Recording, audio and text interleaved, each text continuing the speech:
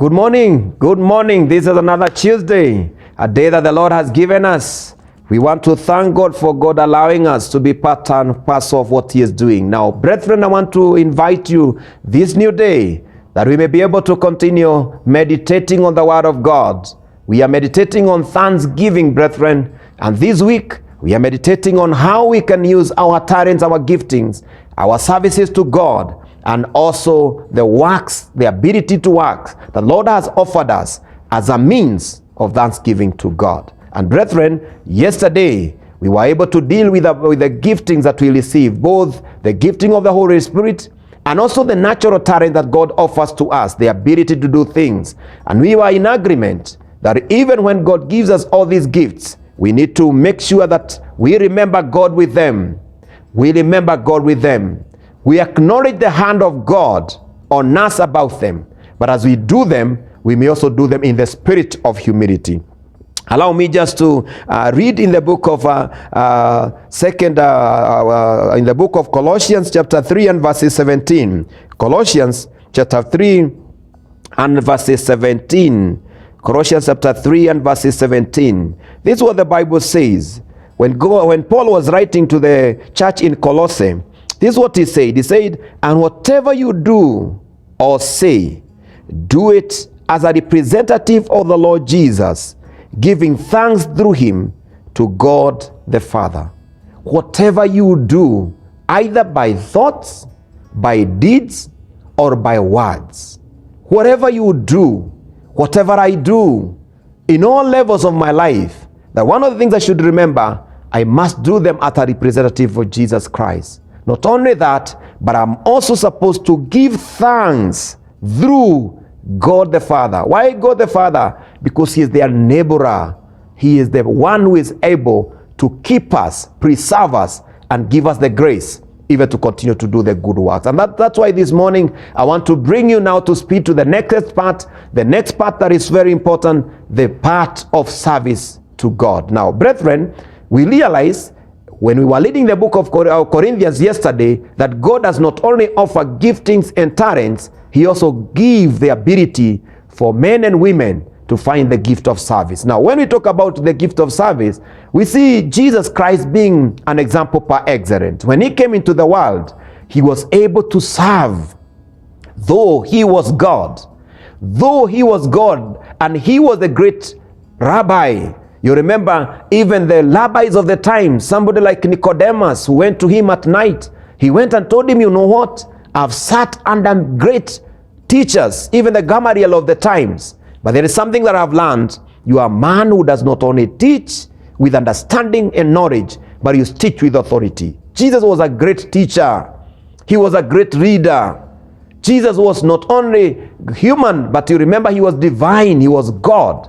But He gave Himself to serve the world. He served His brothers and sisters. And remember that He also taught the disciples in an amazing way. And I want to read to you the book of John, chapter 13, the Gospel according to John, chapter 13, and verses 14 and following.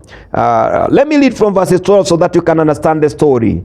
This is what the Bible says. "After washing their feet, or the feet of the disciples, He put on His robe again and sat down and asked them, 'Do you understand what I was doing? You call me teacher and Lord, and you are light.'" In other words, He acknowledged it, because that is what I am.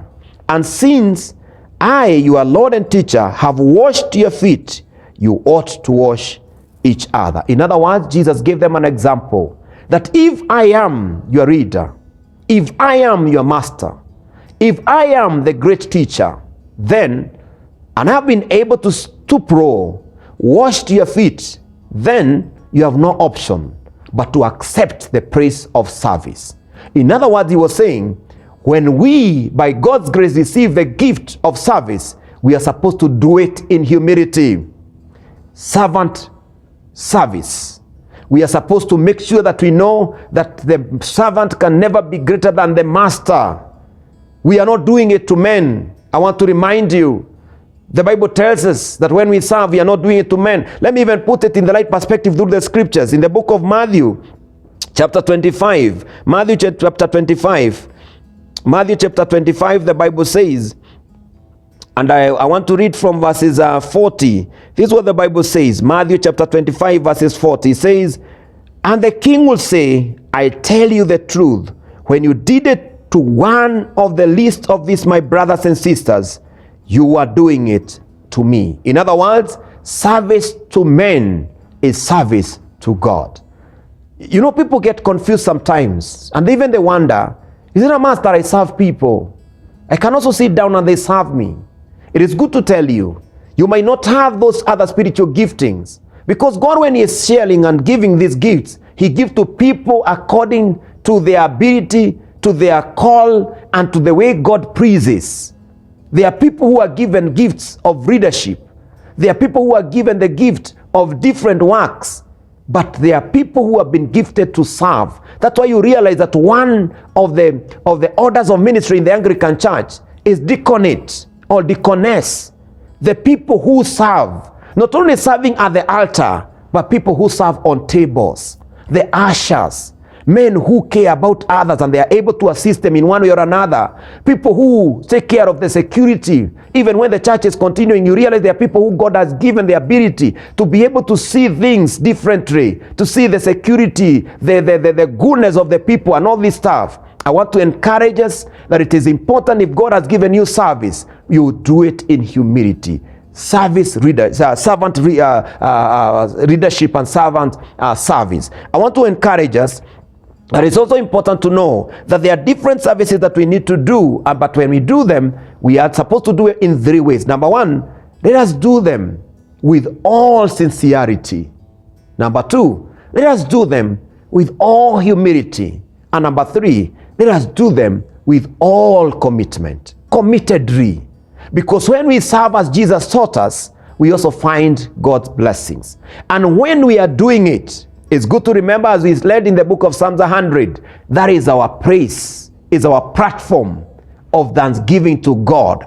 It is the praise and opportunity God has given me and you, that we may be able to give worth back to God. When we thank God and acknowledge God and remember him and also acknowledge his hand on our service, he receives all the praise and honor.